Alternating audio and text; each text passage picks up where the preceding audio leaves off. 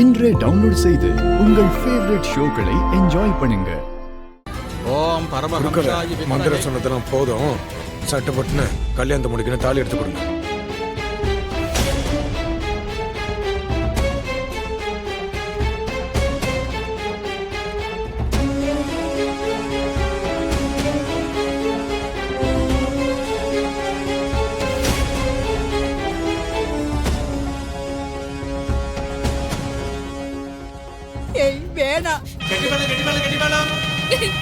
நிறுத்துங்க.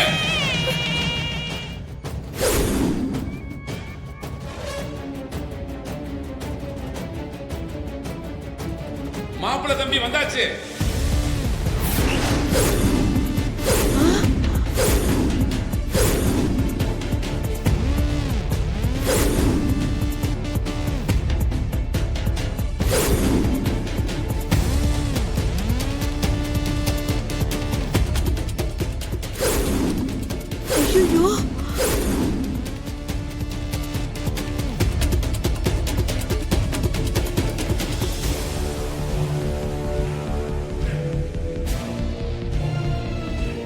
பசுபதி, என்னடா நடக்குது இங்க?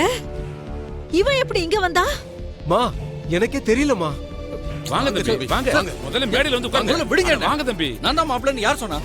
என்ன தம்பி இப்படி கேக்குறீங்க? நீங்க தானே எங்க ஊர் பொண்ணு லட்சுமிய கல்யாணம் பண்ண வந்த மாப்பிள்ளை? என்னங்க சொல்றீங்க? எனக்கு கல்யாணமா? அதுவும் உங்க ஊர் பொண்ணோடவா? என்னடி இவரு? எனக்கும் இந்த கல்யாணத்துக்கும் எந்த சம்பந்தமும் இல்ல.